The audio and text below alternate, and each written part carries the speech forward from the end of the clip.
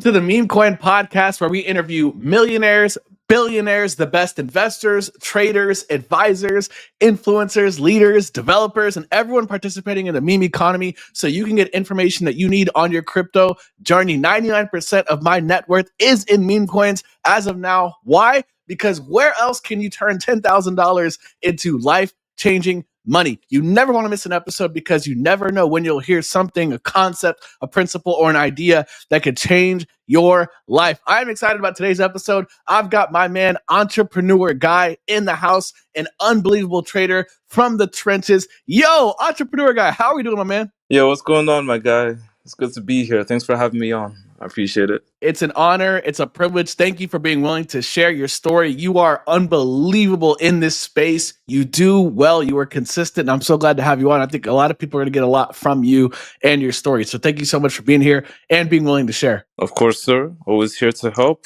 Happy to, pass on a little bit of knowledge as I find it. But yeah, let's go on, man. Let's do it. And as always, nothing that is communicated on this podcast is financial advice. We're here to dig into your story. So I got to ask, my man, when did you get into meme coins? How did you get your start? When did this all begin for you? You know what? I was actually looking over my first transactions on Coinbase, and I think the day I got into memes, into Solana was March 10th, I believe. 2024? Yeah, 2024.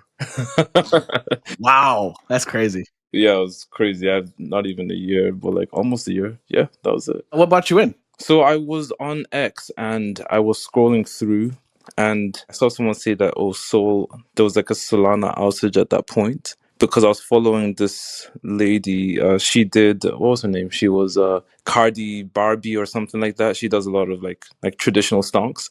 And I saw that, Solana, the outages on Solana didn't affect the price or whatever. I was just like, Solana? This was on my watch list. I definitely bought $10,000 worth of Solana ages ago, maybe around the $10, $15 mark, but I hadn't checked it, right? So then I saw that and then I checked it back then, and I think Sol was trading at maybe close to $100 or something like this.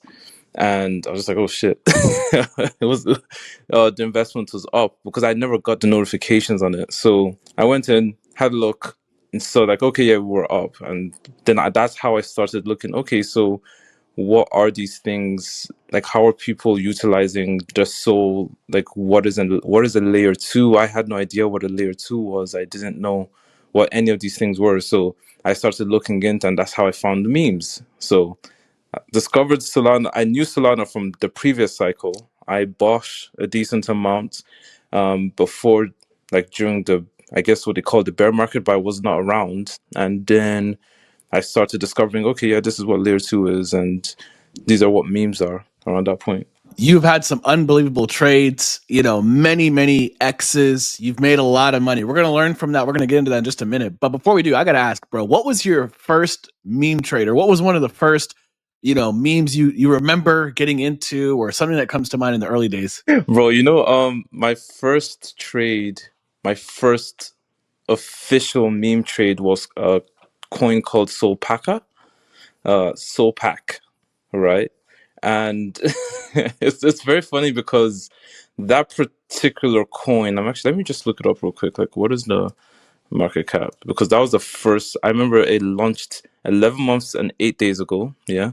Fucking crazy. 11 months and 8 days ago that launched, and it's now sitting at 40K. But at that day, it came out on a Sunday, and I just thought, okay, well, you know what? It was probably around 900K market cap, and I probably put maybe 3 or 4 Sol or something like that in.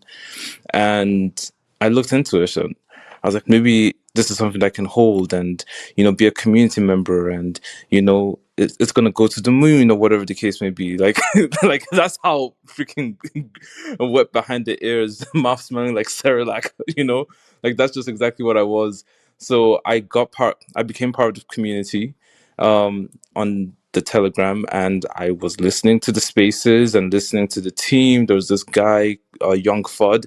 He was the dev, quote unquote, and there's some other guys that were pushing the meme. Come to figure out, it was a slow rug. because I transitioned into being a community member. I was talking to people on the Telegram VCs, like they gave me the access to start VCs in the Telegram. I was speaking to people, like I'd be walking to the gym, and I would also be saying, hey guys, like, believe, like these guys that they're trying their best, and look at all the stuff that they're giving us. They're making memes, and they're buying back the charts, and everybody else was saying, yeah, like they're doing so much. And it was just a coordinated slow rug. Like I didn't even know who on that particular team or who I was talking to was part of the team, was not part of the team, who was, genuine and who was not genuine. But one day I was literally on the Stairmaster and I was talking on the VC, and literally there was a guy that came up and he said that, yeah, you know that this is a slow rug and you're part of it, etc. And like, this is all you, blah, blah, blah, and you're part of the team. And I was just like, no, come up and speak, because visibility is transparency is the best thing, right? So I said to him, no, speak, like, what do you have to say? And then the other guys just shouted him down, he's just fudding, he's just fudding. Anyways, I get off the Stairmaster, I message the guy, and I'm just like, yo, like, what were you talking about? And he's like, you know what you're talking, you know what's going on, because you have to be part of the team for you to be putting out this energy into the community. So anyways, I get off of that and we speak on the phone. Like, eventually he and I speak on the phone, and then he gives me the contact address of the funding wallet, and he says that this is the contact address. And at this point I didn't even know what a contract address was, like, really, like what SoulScan was. It just seemed so foreign to me, and I just literally, he says search it on Google and you'll see what I'm saying. So I search it on Google, and I find like all these Reddit links, like about this particular contract address draining people's wallets, and being part of so many different scams. and then I'm on the phone to this guy. I'm just like, okay, so how do I go into SoulScan? Like, how can I show people that this is fake, or like this is going on? So he said that, okay, you need to go over to transfers, you need to go over to the end, you need to go to this, and then you can find out. So literally this coin was sitting at like 2.1 million market cap. I was still up, and there were a few people who had been like avid listeners on, avid community members on the, the Telegram VC. So then I say to them, I can't tell everybody, because if I tell everybody, this thing is just going to completely rug. And so I sold. I definitely sold. And I just hit a few people that I was speaking to on the VC, like on, who were consistent. I said, hey, it is going to rug. I think that you should sell. Some people said, no, I believe the team, I'm going to stay. Cool. But I told them, I let them know. And they sold. Some people sold. And literally 2 weeks later, it was at 100k market cap, and now it's sitting at 40k market cap. So yeah, that was 11 months and 8 days ago. That's crazy. So that was your first entry into the market. So what kept you in? Like, what, that's a bad experience. Like, in some ways, some would say that's a bad experience. But what kept you in? You made a little bit of money, but what kept you in? What's so exciting about meme coins that keeps you coming back? You know what? It's the people. Being in that particular coin, I did meet some really cool people. And I believe that in crypto, if you put yourself out there, help will come. That old adage of help will come. If no matter what you're doing, if you're siloed in your room and it's just you, like, you will come, you will attract the energy. And me doing that, like, I met some really cool people who had like this other chat on X, and they added me into their group. I guess they were scouting for people with talent or whatever. And somebody heard me speaking and he added me to this X.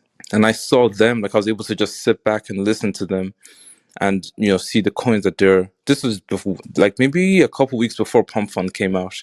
And they were talking about, oh, there's this new thing called Pump Fund, and we're trading on there, we're making money. And like, these guys all had like 20-30k followers, they were all verified. My ex wasn't verified at this point. And I thought that they would have known more than I did. But just sitting back and listening to what they were doing, it gave me a bit of hope that, okay, well, they're doing well for themselves and I can figure this out. And then also, because it was that was a pretty bad experience, because it was like a psyop, but at the same time, it wasn't so bad because I wasn't out of what I invested, right? it worked out in a way, like, you know what I mean, like it kind of worked out in a way, but like it was a bad experience because you just didn't know who to trust, but it was a good experience because I met really cool people and I was able to learn from them. So, and from that particular situation. So there you go. Makes complete sense, man. I got to hear about you some time ago. Began to follow you some time ago, and then I began to hear you speak in spaces, which is where I got to meet you. And I really wanted your story. I really wanted you to be on this podcast, especially in the early days of this podcast, because you represent a segment of the market that I lovingly call the trenches. You are actually really, really deep. Not mainstream crypto media. I mean, you are like in the like you are deep, deep in the meme game, and you're putting in the hours. You're making money, bro. You're cooking. You've had success over the last year. Can we talk about some of the more memorable memes that you've been a part of, and some of the X's, some of the gains, just so people can have a sense of what's possible out there on the other side of all that hard work? Yeah, no, of course. So the first real runner that I got into, shout out to Banbay Capital. He dropped Shark Cash in the chat that we were in again. So me and Banbay, I was in London and I was walking, and I think Whiff had hit it had hit like 1 billion or something, and like the entire timeline was completely euphoric or whatever. And I just got onto Spaces, and BB, like, he and I were talking on the Spaces, and he just kind of like added me onto a chat. He and we weren't trench warriors. We weren't doing anything that was like spectacular. Like, nobody really knew how to trade. I guess like he kind of had more experience than any of us because he got into Whiff super early, in around that November, December time. So he did really well. But it was in that chat actually that we caught Peng. And Peng was at 10 million market cap when we caught it. And I didn't get into Peng until 30, 40 million market cap. It ran to 150 million, 200 million. And I held the entire time and that's something that's kind of, it's very weird. I always prefer to hold than to sell. And so, yeah, so holding Peng made money on that. Like, oh, geez, I'm so happy, made some money off of Peng. That's a 10x or 8x, 10x. Yeah, it was about an 8x, 10x. Yeah, that's what that was. And yeah, so they turned a little bit of money into something. But like, that was the fastest exit that I had seen, like relatively, like it was the first one that came out and went to 100 mil in less than a week. I think, like, it was electric. I remember being on the Spaces. I met some really cool people in the Spaces. Like, they were there. It was very, like, crypto was so much fun then. We had a lot of like community members that you could vibe with. Like, this was when I was still going into Telegrams. I don't go into Telegrams anymore, but this was when I was still going to Telegrams and the VCs, and you had a bunch of people, and they were all screaming at the top of their lungs, "Pang, pang, pang!" And they were because everyone was so euphoric, and this thing literally went from 0 to 100 and something million in the space of a week. Nobody had seen it before, right? So they were so excited, and that was the first one. Then the second one, BB, he dropped Shark Cash at 10K market cap. So Shark Cash, he knew Long, Long everything, shouts out to him. It was himself, Locomotive, Moonflux, and I think Wood. Those are the guys that were behind Shark Cash.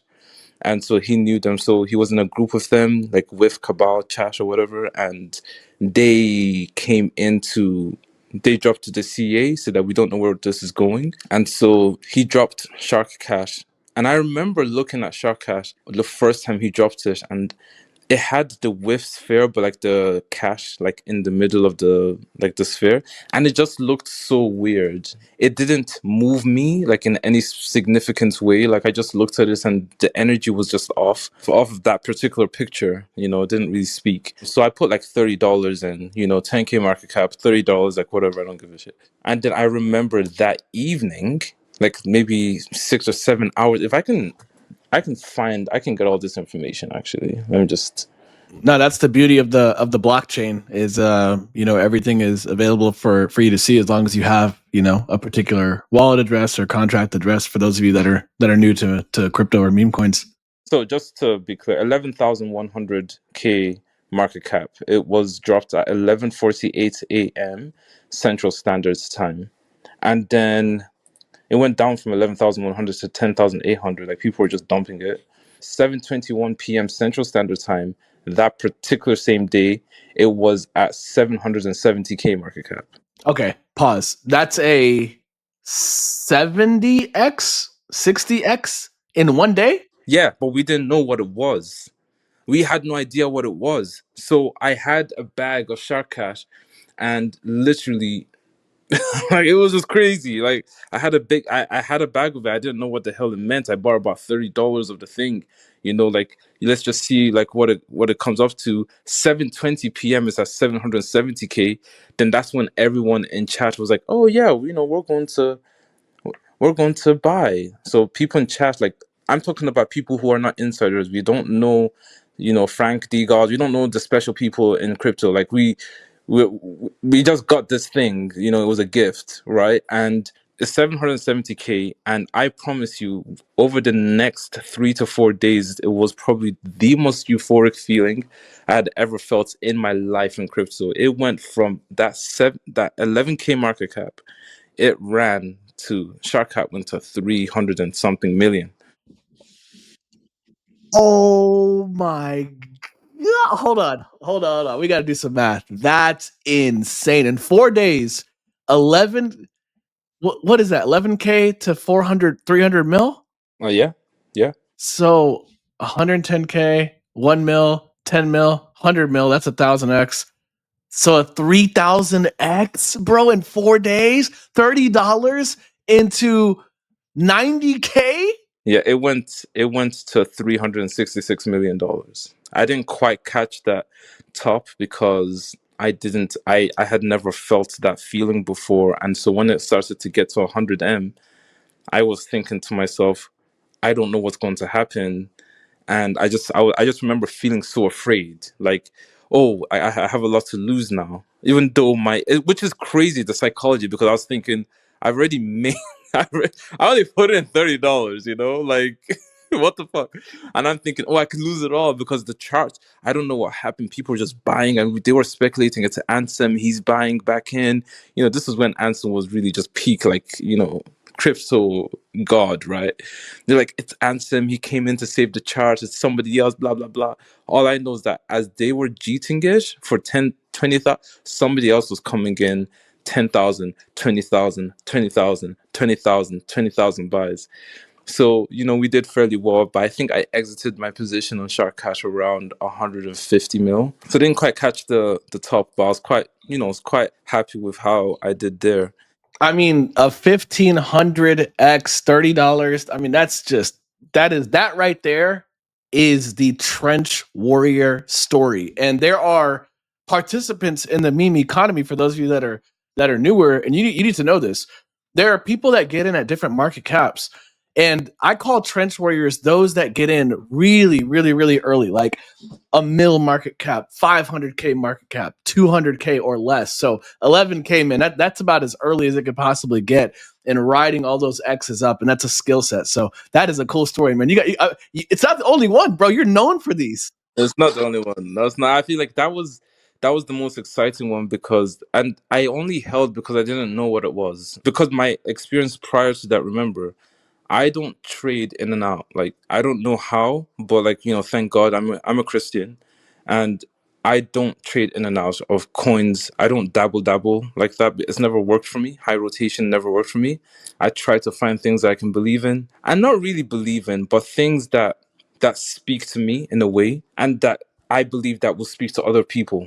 That's just the way that I can phrase it. At this point, it sounds like bullshit, but, like, that's just how it is for me. And so Shark Cash, I was in that, but before that, I was in Peng. Peng was just running; it just made sense to me. That's going to go to 100. It was already moving. I mean, I hadn't been scarred by the bear market and all these weird stuff, so I'm just playing my experience, right? My experience said that Penguins, okay, cool. I'm in Shark Cash. This is running. I remember changing the filter on Deck Screener to only show me the $10,000 sells and buys, and I just remember seeing every time there was a $10,000, $20,000, $30,000 sell, another 50,000, 50,000, $100,000 buy was coming in. So they were fighting. It was like the battle of freaking heaven and hell in that chart. And, like, those guys were just going for it, right? So my experience and all of us in the chats were so euphoric, like, oh my god, like this is moving, like what's going on, blah blah blah. So it ended up moving, and it went really high, and everybody did really well. And I think after that there was a few, like I remember getting into multi. I don't know how I found out, but like multi, just it also was something. I got in at 10 million randomly. I got into multi at 10 million. It ran to just shy of 100 million. Then it almost dumped right back. So I think I exited at that at 90 mil. And then after that, another one that the chat got into was Michi. We got into Michi at 400K market cap. And I remember buying into Michi at about 1.5. And then I remember literally being in the chat and telling everybody that Michi's going to run, Michi's going to run. A lot of the people in chat, they got into Michi at 10 million market cap, and it ran. Everybody knows what happened with Michi, right?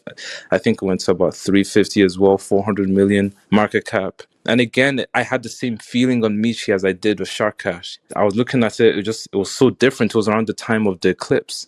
I came back in, I was viewing the eclipse. I come back in, I see this thing is still running. I'm like, what is this?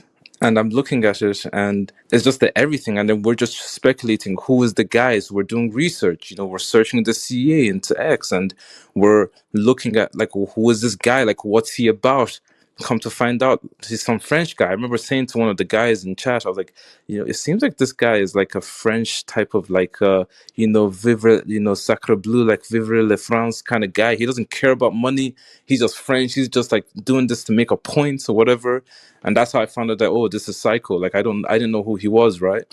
And he was just like throwing money at the charts, and it caught on, and crypto Twitter, identified with Michi. And once you see people change their PFP, you're onto something special.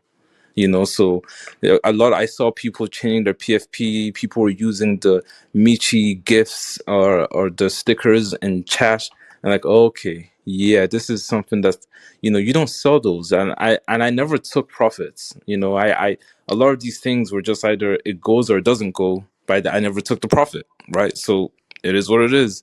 Fortunately, it went. So That's crazy. Any other that come to mind? yeah, Michi smoking chicken fish. We got that 100K. What? Hold on. You got to tell the all-time high on that one. That was a crazy one. Yeah, no. So smoking chicken fish, and so a lot of the things like I wouldn't be where I am. Like, of course, I pride myself in catching runners, right? Like that's something that I really do. It's a sport, and it's something that I like being good at. You know, I think that Zeep has that kind of thing as well. But you're only as good as the people that you have around you. And again, it's not necessarily, you don't have to be around people who are incredible at trading. You don't even have to be around people who show up every day. Like you can just be around people who provide the vibes in the chat.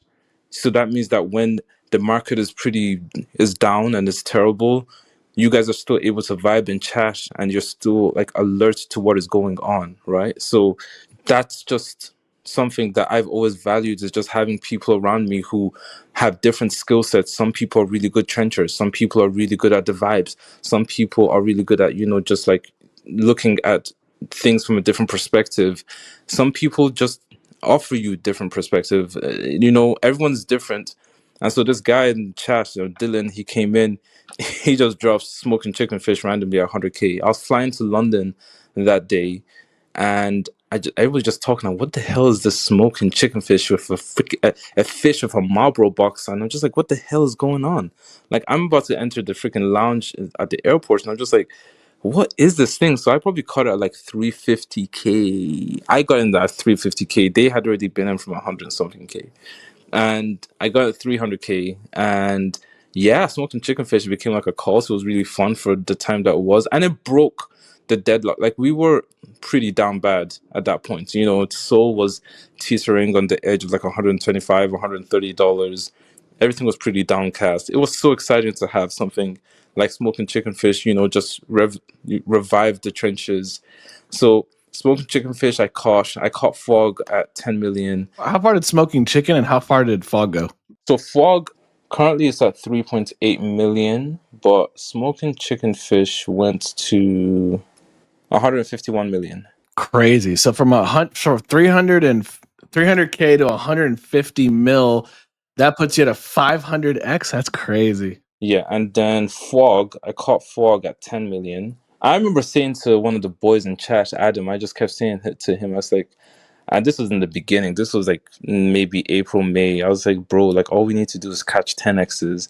All we need to do is catch 10x's, and we're gonna be set for life. Like we'll be fine, bro. We're gonna make it. Yeah. So Fog, I caught Fog at 10 million market cap, and the all-time high on that, probably one of my better buys. I really liked Fog. I really still have a bag in Fog as well because I just really respect the team and what they're doing, and I really respect the art as well. Those are one of the real memes in Solana. But yeah, so all-time high for Fog was 807 million market cap. Crazy. So that's an 80x. Yeah, man. That's crazy. Yeah, and this is all like on chain, all in cash. Like, I caught, yeah, so like I was really happy, and Fog was a really good play. What else off the top of my head? Oh god, just so many. Yeah. No, you've crushed it, man. And that's why you're on the podcast. Like, trencher. I call you guys, you're trench warriors, the trenchers. You guys are a rare breed. Zero Bro was another one. I caught that fairly early as well. There was Fartcoin as well. Yeah, so I caught Fartcoin at 920K. Wow. And how far did that go? Fartcoin right now is at 308 million. That's not a downturn. It went to 1.5 or 1.2 billion, one of those two, something like that. Yeah, that's a 1500x at all-time high. Even on a downturn right now, you're still sitting, on a cool 300x. That's crazy. Oh, sorry. It went to 2.7 billion. My bad. Oh, okay. So a clean 2700x and that all-time high, and you're still, on a significant downturn, you're still sitting at 300x, and it's one of the top 12, top 15 meme coins on planet Earth, and you caught that under $1 million market cap. That right there is the definition of trenching. Yeah, I caught it at 5:50 a.m. on October 18th, 2024. Yeah, bro. That is crazy. So, dude, you've developed an unbelievable skill set. You're a trencher. You've got a long list, even things we haven't talked about, on this podcast, of coins you've been a part of very, very early. But what were you doing before meme coins? Like, what was your background? What was your resume, or whatever you're willing to share without having to disclose your identity? But like, bro, what were you doing before all this? So before memes, I was a software developer. My actual background is in network security analysis and database development. I can say it. I was working with Intel for, a good 6 years. I decided to leave like a managerial position working there because I just wanted to do my own thing. And I have a business that I am currently operating, and I got into memes just at first because I didn't know what to do with the layer one Solana, and it seemed like it was quite volatile to the upside, and I just thought, okay, I missed 2021, right? I was part of the class of like too slow to get into Ethereum and the layer ones like AVAX and everything like that. And so when I heard that, oh, Solana, and then what are $10? $100? I was just like, oh no, like I don't like regrets, so we're not making the same mistake again. We're going to do something about this. And I decided I left my job and I was doing my business, and then I got into Solana. So I was in a fortuitous position where I could kind of like sit on my laurels. I was never like, oh, back to the walls type of deal, but I put that pressure on myself, to be fair, just to make sure that I was able to, do the best I could, because at the end of the day, it's still a risk, right? You want to make sure that if you're going to put your time into something, it's going to pay off dividends. And so I know that I've made people, because I have people in my chat now, I've made them millions of dollars. And if not in realized profit, I definitely unrealized profit, made people so much money. Like we caught the Trump token at 265 million market cap. That went to 70 billion, and that just goes from being chronically online and, sacrificing. So I'm really proud of what we've been able to build.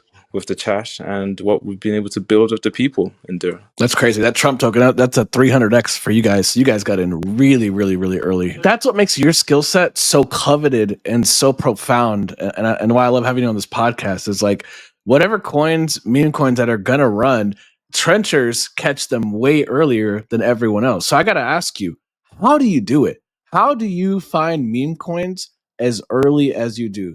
You know, what's your process? What do you look for? What tools, websites? Like, give us whatever you want to give us. You don't sleep. That's rule number one. Rule number two is nobody's coming to save you. You need to save yourself. And rule number three is, as insider as anybody wants to be, you know what? Fuck them. All right? Excuse my French. I'm going to find it on Dex. I got Luigi at 150K market cap. How far did that go? It went to 50 or 60 mil. I got Apple at, what was it? The people in Apple, they pissed me off. So I definitely did not hold on to my bag. And the reason why I did that is because they didn't share it with me on time, because the people who did that, they were people that I knew. I didn't know that was them, but I remember got into Apple at 1.9 million and it went down a bit. I remember, what was the all-time high for Apple?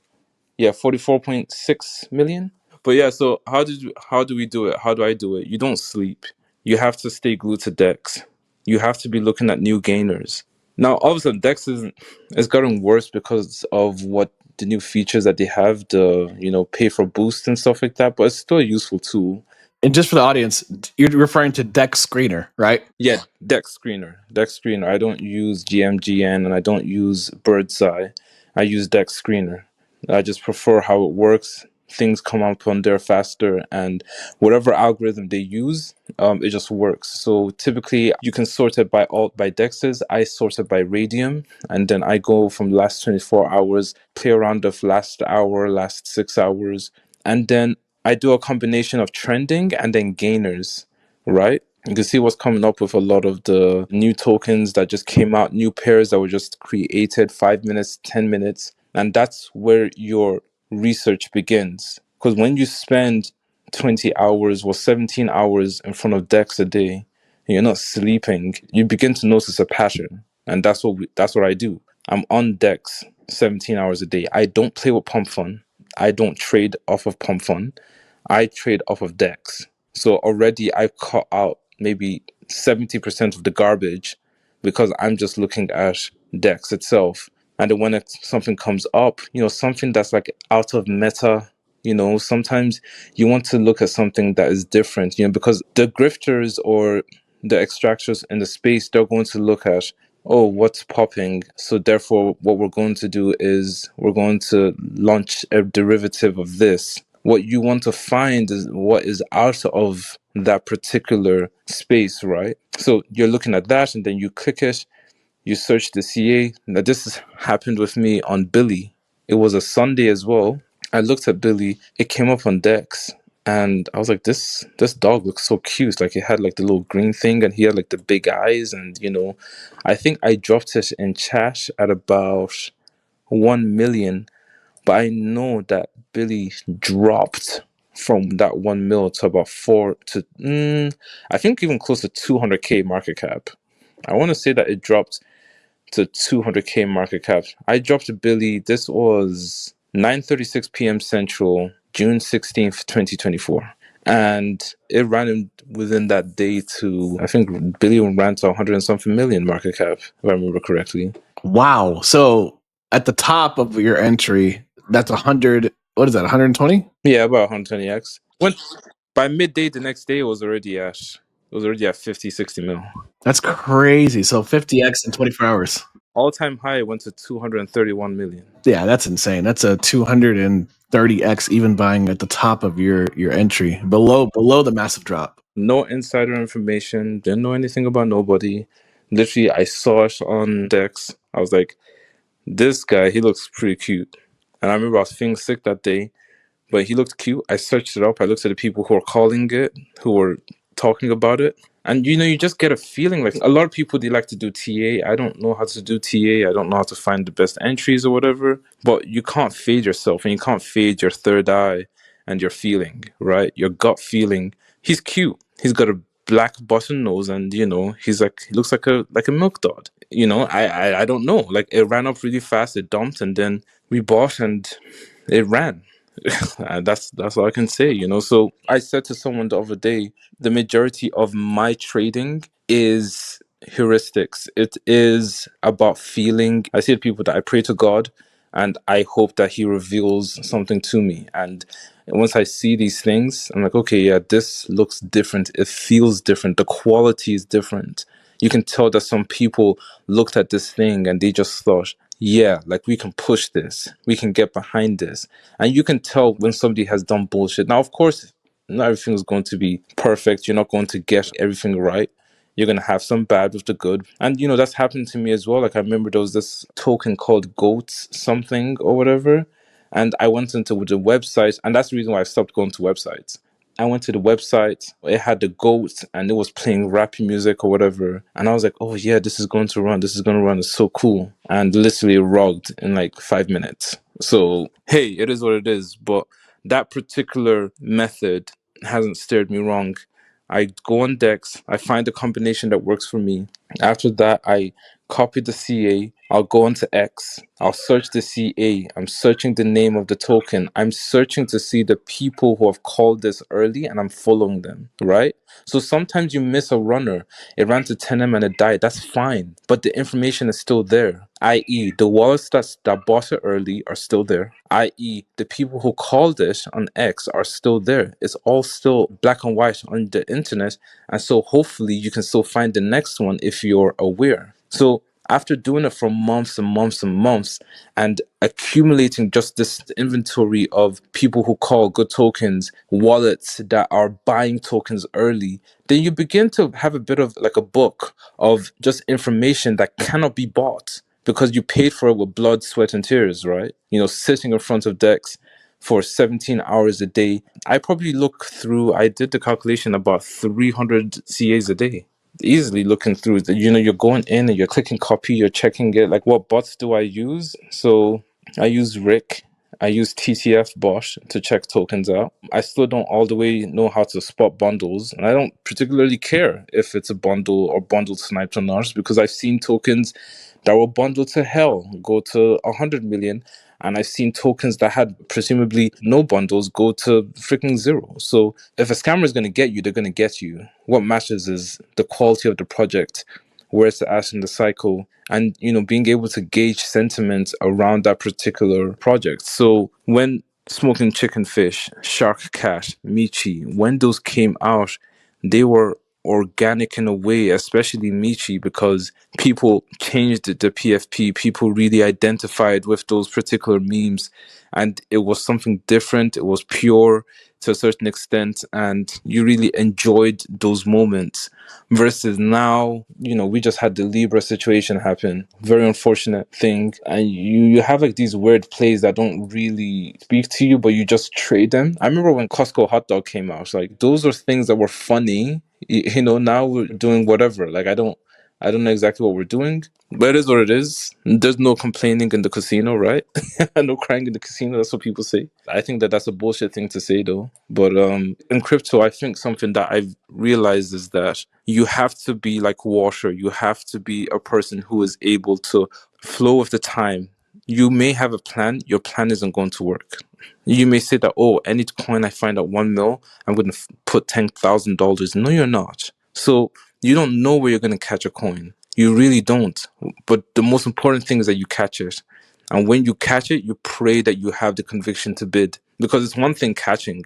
Now it's another skill set to convince yourself to actually spend the 5 soul or the 2 soul or the 50 soul to buy it. And a lot of people, they're really good at finding, but they don't know how to buy. And that's something that you need to pray to God for conviction, because at the end of the cycle, you're going to leave with a lot of regret. So I think that in memes, it's an amalgamation of things. It will not go the way that you expect it to go, but the end goal is still what you're looking for, right? So what you have to do is stop looking at, oh, I'm going to get into this play at this market cap if it's above this. No, fuck that, top blast. And I say to people all the time, like, top blast. It doesn't matter if it's 5 million. It doesn't matter if it's freaking 6 million. Top blast the shit. If you look at it and it makes sense and sentiment is around it and you can see that it's something different and it's special, top blast it. Because top blasting could be the difference between you changing your life and not. You know, like I remember buying ARC. AI rig complex at 3.4 million. It ran to 560 million. They would have called that top blasting. Fuck you. It's not top blasting. That's literally just me buying. I don't care. I don't have to buy 100K shitter because, oh, my $1,000 means I own 50% of supply. No, like if I can buy $1,000 at 3.4 million, it's still $100,000 at 300 million. Okay, so as long as that works, I don't care. I just don't care. $5,000 at 3.4 million, and then it goes up to 560 million. Guess what? I'm still up. So you didn't top blast, and I did, and I won. Simple. That's just how it is. Like we caught Trump 295 million. We caught Barron 664K. All-time high was 427 million, sitting at 82 million. We caught Jelly 22.2 million. That ran up to 224 million. Act, I caught it at 3.9 million. Bro Eco went to 471K, went up to 5 mil. And then you have Mustard. I caught it at 1.6 million. I think that ran to like 100 and something million. So it doesn't matter like what people say. Like you can find these at so many different market caps. There's no perfect way to catch it, but it is what it is. All you need is a few dedicated people. It doesn't matter if the people are insiders or not. You make yourself insider by being on decks, by following the wallets that you find, by putting the picture together. And that's what memes are. It's about piecing the picture together and making it make sense. You can have 10 wallets that you follow, right? And you have 2 or 3 out of 10 of those wallets calling a particular token. Okay, cool. You copy that token, you put it into Dex, you look at it, this seems interesting. You put it on X, you search the CA on X, and then you look at it, oh, this looks interesting. A lot of people are calling this. This seems like it might run. And then you make a value analysis. Am I going to put money into this? Where do I think this is going to go? Fortunately, we have so much data just subconsciously. You can kind of tell that a meme like this doesn't run past 10M. And now a meme like this, it could run to 100M. I'm just going to hold it. The ball's in your court. You just make that decision for yourself. Like Realis cut it at 1.9. I think Realis ran to freaking 100 and something million, maybe 200 million. I can't remember. But like, it doesn't matter where you catch it. What matters is that you get the X's. Yeah, I couldn't agree with you more. And for trenchers, I watched a lot of my trencher friends when Trump came out. They were like, "Oh, dude, 800 mil, 1.6 billion, 2.8 billion," because they're trenchers, so they're seeing it before the general public on a Saturday. So they're catching it within the first few hours, and they're seeing those higher market caps, and they're fading. But you're right. At the end of the day, it's really not even about the floor as much. That's what's funny. Everyone focuses on the floor when you really should be focusing on the ceiling. How high can we go from here? So, entrepreneur, you've given us so much. What are mistakes that you have made and mistakes that you see others make as well? I think, hindsight is 2020. I've seen a lot of people get wrecked just thinking, if I had known, if I had done this. It's very easy to get stuck in that mentality. It's very easy to look at round trip gains and really just kind of hate yourself. I see a lot of people do that. And then like very talented trenchers just lose their confidence, like just complete confidence gone just because they round tripped. Maybe they lost a couple $100,000 in funds, and now they're down to like 1 soul, 2 soul, and they run it back up, and then they fall into this habit of gambling. And I tell people I don't gamble. Like, this is all calculated risk. There's nothing that I've gone into and I'm just like, oh, I hope. No, I don't gamble. I don't gamble. And I say it and I mean it. I don't gamble. If I bought something and it went down, that was a calculated risk. But I will never just like spray money around just because I have it. Oh, 0.5 sold 100K market cap. Hopefully something's going to run to 10M or it's going to run to 1M. Once you get into that mindset, you're done. And it clouds your judgment from finding the real runners that make sense. So I think something that I've seen people get into that they doesn't work the best is gambling. I don't believe in hyper gambling. I believe in investing. And that's why I look at all of these. I try to look at all of these from a perspective of, where do I think that this can go? Maybe it can only do a 2x. That's fine. Maybe it can do a 5x. Maybe this is something special at a particular time in the market, and I believe it's going to run further. Like Unicorn Fartos, I caught it at 13.2 million. It ran to 366 million. But it was something different. Unicorn Fartos, like this weird guy that I don't know nothing about. I never watched a stream of his a day in my life. Everybody was talking about it, and it was moving with the current, and it's electric. Or sometimes, every so often, we do get these very easy plays. And I don't know why, but people don't bid them. So, for example, Peanut, it just made sense. Someone in my chat, she's a very talented trader. So one of the most talented traders I've ever seen in my life. She caught Peanut at like 10 million or something like that. 10 mil. She caught Goat at 10 mil as well. How far did they go? So Peanut went to 2.6 billion. And Goat went to 1 point something billion. And then she caught something else as well. She caught like 4 back to back, like 4 billion runners.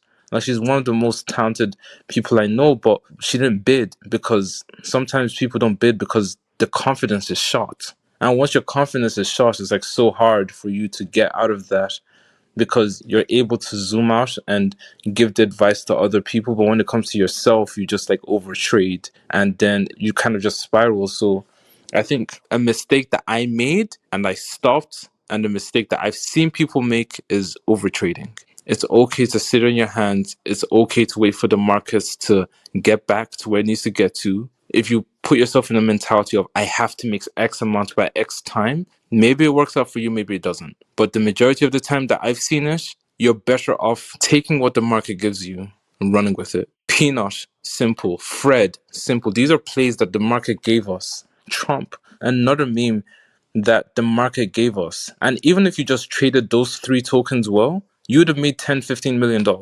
depending on the size that you put in and everything. But you would have made so much money off those. So you don't have to overtrade. People, they lull themselves into thinking, oh, if I don't get into this, that means that my life is over. I'm never going to make it again. You will make it again. There's life after memes. But you need to have chips on the table if you want to play. You have to guard your chips jealously and stop giving it away to these weird grifters like Dave Portnoy for free.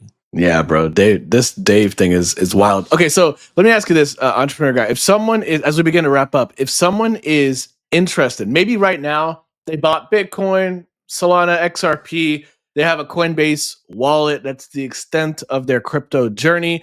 Maybe they've been in for a few years or keeping their eyes on this thing from a distance.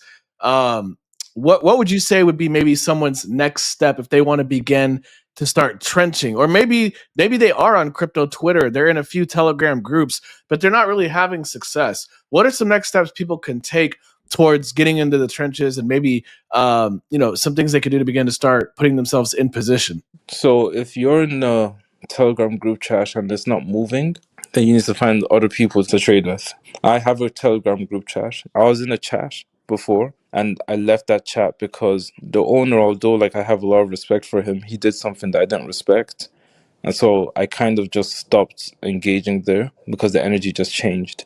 And so I built my own chat, and I only accept the best people in there. So if you want to join, you either have $2 million on chain, and we verify that, or you have to be an incredibly talented trader, because this is not a daycare. I'm not your dad. And at the end of the day, we're here to make money, right? So you may think I'm an asshole, but at the end of the day, when you're talking to your kids about, oh, daddy just bought a Bentley from mommy, you're going to think about entrepreneur, the asshole that, rode your ass like a cunt. But like at the end of the day, he kept everybody in line and allowed a safe space for people to drop tokens where you're not worried about, oh, this is a phishing link. Oh, they're trying to use me for exit liquidity, blah, blah, blah. You knew that everybody in there was under A game, and everybody had the same goal, which is we are trying to change our life. I don't need to be your friend. You don't need to be my friend. I don't need to be your brother. You don't need to be my sister. But if we all have the same goal, then we can reach the end. You can weather every how if you have a why. And so that's what I built in my community. So you need to find your people, and you need to make yourself undeniable. And that's just something that I've said to people. I never understood, like, there was a chat that I was in, like, people added me to this chat on X, and then they removed me because, like, the person, I guess, that was in charge there, whatever, was having like a fish. I'm like, I don't care. Like, you don't feed me. Like, this is where in crypto, if you are reliant on other people's alpha, well, then you just traded one boss in real life for another boss virtually. And this boss can take from you at their will, and there's nothing you can do about it. And I never understood that. If you're going to be the master of yourself, be the master of your own destiny, and make it that I'm not reliant on anything from you. So I'm not alpha or insider, but I still find your same tokens super early, and I'm still going to be in that chart, riding that wave right with you. And guess what? Because I'm not insider, I'm going to sell with impunity. Why? Because I'm not part of you. I don't know who your best friend is. I don't know who the person who's running this is. And so I don't give a damn. All I care about is that I've made a little bit of money and the people in my chat made money, and we are out and we're on to the next thing. If we fuck with your community and we think you're funny, we're going to be in. But the minute we smell something weird or something wrong, we're out. And that's just how that works. So in crypto, make yourself the prize, make yourself the diamond, make yourself the person who the skill set can't be bought. And that takes time, unfortunately. Or fortunately, it takes time. Noble says it all the time. He's an amazing guy. He says that easy mode is done. And he's correct, because easy mode is done. Like the time when people just buy freaking whiff randomly and popcast, one of like 5 memes at a time, and then they write it up to 2 billion and they make $1 million that way. That time is over. So this is the time where it behooves you to make yourself something formidable. It behooves you to make yourself someone that is special, someone who is able to see narratives. Find your edge, do it. If it is networking, then network, find people and then know how to sieve the good from the bad. If you're a person who's a trencher, if you're able to find really good wallets, again, that is a skill. If you're a sleuth, a blockchain sleuth, find yourself with people who can put the pieces together for you and tell you when to bid. Like, these are all things that you can do that can add value to someone, add value to yourself if the person doesn't want you, and you will make your wealth. So you come into crypto, you don't know anything, you're wet behind the ears, your mouth is smelling like Cerelac. What do you do? Well, first thing is you have to get Dex Screener. You have to understand Soul Scan. You have to, on Dex Screener, you need to kind of phantom trade. Trade with like point 0.1 soul. Try and then be attentive. You need to sit at desk, in my opinion, a day. You need to be able to sit at your desk looking at CAs for 17 hours a day. And once you're able to do that, then maybe you can begin to understand. Because once you put that time in, then subconscious, the brain is very smart, it's highly adaptable. It begins to find shortcuts and it begins to piece things together. And so because you're so online, so chronically online, you already know what the narratives are that are forming. You already know the narratives that are already. And so when something pops up that is different, then you're like, oh, it stands out. It stands out so clearly. It just makes sense. And you're like, oh shit, like this, oh, this is what this is. This is different. And so you're excited and you're looking it up and like, I wonder what this is. And maybe it's a dud and it goes to 2M and it dies. But maybe you cut it at 100K and you didn't buy. But it went to 500K and you didn't buy. And it went to 1M and you're just like, oh shit, this seems like it's gathering momentum. And then you top blast at 1M. And before you know it, it's gone to 50 mil. Or maybe you saw it and it went to 3M. You're just like, oh shit, like, is it gonna keep going? And you look and you're doing it and you're like, no, it seems like people are really into this. This looks like it's very different. Oh my God, I can't believe it. And before you know it, you buy and you close your eyes and it's gone from 3.4 million to 366 million. Like, maybe that could be you. So I believe in tracking. I believe in, keeping up to date with the narratives, and you have to put in work. You need to go into spaces with people who know what they're talking about. Go into spaces for the projects that you're looking at. Listen to people. Try and learn. Don't believe calls. If somebody's calling a token, don't believe them. They don't care about you. Find the alpha before the call starts to shill, because the call and the extractors in the space are betting on you being lazy. They want you to be lazy because they know that your laziness means that they can feed you a lie, and you're going to buy it because you betrayed yourself and you didn't work hard. So when you work hard and you've seen it 30, 40 minutes or 2 days before they called it, and you saw when they were accumulating at 10K, and now they begin to shill it, you're already in because you put in the work. So I think that's just the best thing to do. You have to put the work in. That's incredible. This has been such an incredible interview, from the depths, from the trenches of the meme economy. Entrepreneur Guy, where can we follow you on social media? What are your social media handles? I'd love for people to just keep up with you and your journey. Yeah, literally just type in Entrepreneur Guy. You'll see me with my Spider-Man PFP, Arts Stride. There's also, if you put the at in, so that's Arts Stride with 2 E's at the end. And, that's where you can find me for now. Yeah, I really appreciate you. And I appreciate you keeping it, you're being very real. I mean, 17 hours a day, hundreds of hours a month, month after month after month, hard work, consistency. No one's talking about getting rich quick. We're talking about input and output. You put in the work and the results speak for themselves over time in the right market conditions. Thank you so much. Any final words for the audience as we close out? Yeah, like you just said, you have to put the time in. I mean, that's just the way that I did it, right? Each person is different. Maybe your grace is different and you're able to, your first hit is a home run and, you put $1,000 in and it turned into $1 million, like shout out, I respect that. But for me, my personal journey was I had to put in, 17 hours. I didn't want to shortchange myself. I wanted at the end of the cycle to be able to say that I put everything in because I will not be back next cycle. Definitely not in this capacity next cycle. This cycle was to build the generational 20, 30, 40 million dollars, right? And the next cycle, maybe. I don't even think I will because I have other, things that I prefer. And I think that each person should know what it is that they're doing this for. Don't get sidetracked with all the drama that people are getting involved in. Don't get sucked into, crypto Twitter is schizophrenic. It's one way with the wind, and it's another way with the wind. Don't get sucked into all of that. Understand your thesis and understand the people that you're doing this for. Because at the end of the day, those are the only things that matter. It's very easy to get dragged into the nonsense and, all the different narratives, but you need to remember you're doing this for your family, you're doing this for yourself, you're doing this for your legacy. Maybe you're doing this because you don't want your parents to see you as a fuck up. You're doing this because you want to prove to your girl that you can take care of her. Maybe because you want to provide for your kids. Maybe it doesn't have to be 30, 40 mil. Maybe you're doing this to make $10,000. Maybe you're doing it to make $40,000. I don't know. But regardless of anything, you need to be able to look at yourself in the mirror and say that I put everything that I had on the table and that was the best that I could offer.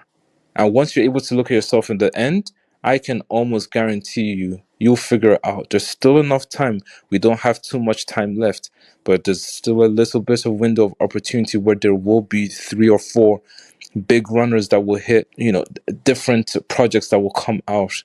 And if you're chronically online and you're able to do the work, you will be able to capitalize on those. You can still turn $1,000 to 10 mil this cycle. It's very possible, but you're gonna have to put in the work. So you put in the work, don't betray yourself, and hopefully the cards fall where they may, and you're able to make it. Let's go. Entrepreneur Guy, thank you so much. And thank you all so much for being a part of the Memecoin podcast. I'm going to continue to roll out episodes. People deep in the trenches, people making millions, even a Memecoin billionaire, developers, leaders, traders, the best of the best inside of the meme economy on this podcast. You never want to miss a single episode. Make sure you follow on all social media platforms at Memecoin Pod, Pod.